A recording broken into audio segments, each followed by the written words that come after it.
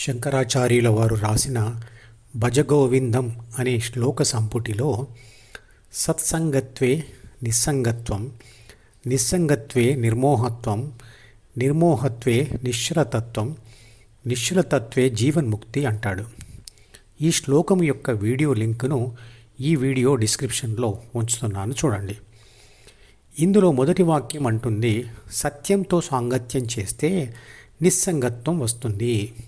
అంటే కోరికలు కలిగి ఉన్న అంటే జ్ఞాపకాల పుస్తకం విడిపోతుంది అని.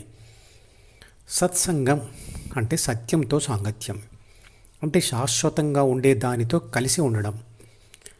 అంటే ఏబీసీ ధ్యాసను నుండి విడిపించి జీ ద్వారా హెచ్లో స్థిరపడే శాశ్వతమైన విశ్వశక్తితో అంటే పరమాత్మతో సాంగత్యం చేయడం.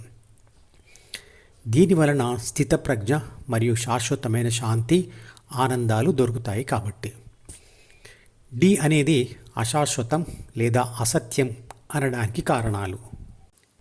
1.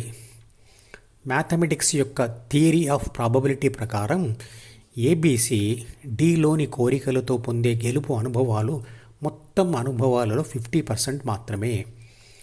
కోర్టు కేసు ఓడినవాడు కోర్టులోనే ఏడిస్తే గెలిచినవాడు ఇంటికి వచ్చి ఏడుస్తాడు అంటారు. గెలిచినవాడి ఆనందం కోర్టులో ఉన్నంతవరకే, అంటే తాత్కాలికమే. 2వ కారణం, లోని భావాలు, కోరికలు అనుభవాలను బట్టి మారుతూ ఉంటాయి. వాడకపోతే మాడిపోతాయి, కాబట్టి వాటి మనుగడ తాత్కాలికమే. 3వ కారణం, ద్వారా అనుభవించే బాహ్య పదార్థాలు తాత్కాలికం మరియు వాటిని పొందే శరీర అవయవాలు క్షీణిస్తూ ఉంటాయి.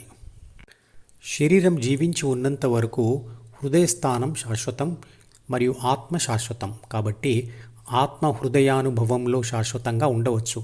అందువల్ల శాంతి, ఆనందం కూడా శాశ్వతమే.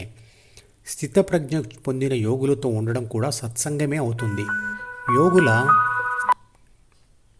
సమక్షంలో ఉండడం వల్ల 4 ధ్యాన దశలలోని మొదటి 2 ధ్యాన దశలు పూర్తవుతాయి.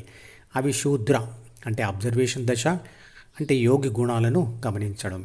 వైశ్య అంటే అక్విజిషన్ దశ, యోగి గుణాలను తెచ్చుకోవడం. మిగతా 2 క్షత్రియ బ్రాహ్మణ దశలలో ధ్యానం చేయాలి.